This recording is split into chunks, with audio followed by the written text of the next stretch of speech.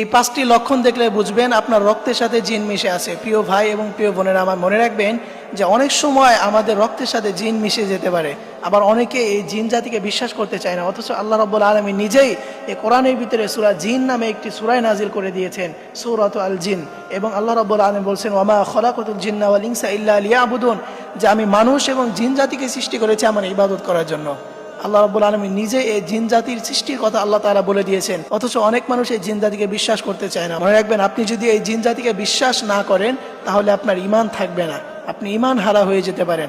এবং এই জিন হচ্ছে 3 প্রকার। 1 নম্বর হচ্ছে যারা আকাশে উড়ে বেড়ায়, এবং 2য় নম্বর হচ্ছে যারা দুনিয়াতে কুকুর, বিড়াল এবং বিভিন্ন প্রাণীর আকৃতি ধারণ করতে পারে, তারা হচ্ছে 2য় প্রকার। এবং 3য় নাম্বার হচ্ছে যারা দুনিয়াতেই চলাফেরা করে, মানুষের সাথে উঠা বসা করে এবং মানুষের সাথেই যারা খাওয়া দাওয়া করে। সুতরাং মানুষের ভিতরে যেমন ভালো এবং খারাপ রয়েছে, ঠিক জিনদের ভিতরেও তেমন ভালো এবং খারাপ রয়েছে।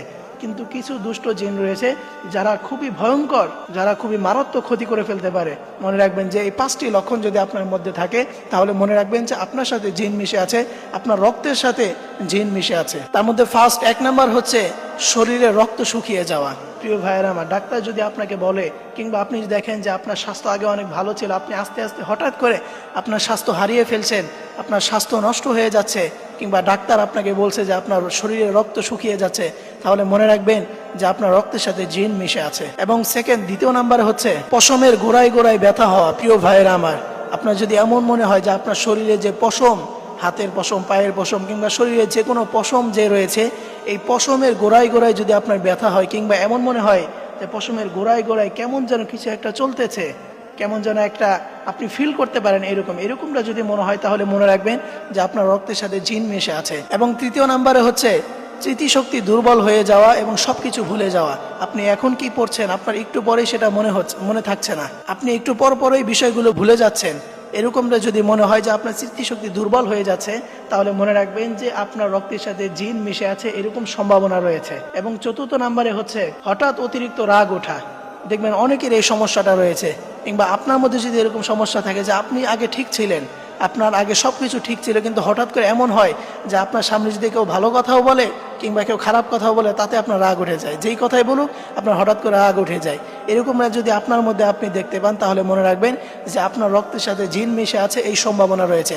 এবং 5ম নাম্বারে হচ্ছে প্রচণ্ড মাথা ব্যথা হওয়া এবং মাথা সবসময় ভার হয়ে থাকা। দেখবেন অনেকের এই সমস্যাটা রয়েছে যে সব কিছু ঠিক আছে, তার ঠান্ডাও লাগে নাই, সব কিছু ঠিক আছে, এরপরও মাথাটা কেমন যেন ভার হয়ে থাকে। ঠান্ডা লাগলে অনেকের মাথা ভার হয়ে থাকে, কিন্তু অনেক সময় এমন হয় যে ঠান্ডাও নাই, কোনো কিছুই নাই, সব কিছু ঠিক আছে, এরপরও মাথাটা কেমন যেন ভার হয়ে আছে, অনেক মাথা ব্যথা করে। এই ধরনের সমস্যা যদি আপনার মধ্যে দেখেন, তাহলে মনে রাখবেন যে আপনার রক্তের সাথে জিন মিশে আছে। এই হচ্ছে আলামত। এই 5টি আলামত আপনার রক্তের সাথে যদি মিশে থাকে, তাহলে আপনি মনে রাখবেন যে আপনার রক্তের সাথে জিন মিশে আছে। এখন প্রশ্ন হচ্ছে যে আপনি এটা থেকে কিভাবে পরিত্রাণ পাবেন। আসুন এই বিষয়টি জানবো। আল্লাহ হাবিব সাল্লাল্লাহু আলাইহি ওয়াসাল্লাম একটি দোয়া শিক্ষা দিয়েছেন। এই দোয়াটা যদি আপনি পড়তে পারেন, ধরেন আপনার মধ্যে জিন মিশে আছে, আপনার রক্তের সাথে জিন মিশে গেছে, এরপরও আপনি যদি এই আমলটা নিয়মিত করতে পারেন, তাহলে দেখবেন যে এই জিনটা চলে যাবে। সেই দোয়াটা হচ্ছে আউযু বিকালিমাতিল্লাহি তাম্মা মিন কুল্লি শাইতানিন ওয়া হাম্মা ওয়া মিন কুল্লি আইনিন লাম্মা। আমি আবারও বলছি, সেই দোয়াটি হচ্ছে আউযু বিকালিমাতিল্লাহি তাম্মা মিন কুল্লি শাইতানিন ওয়া হাম্মা ওয়া মিন কুল্লি আইনিন লাম্মা।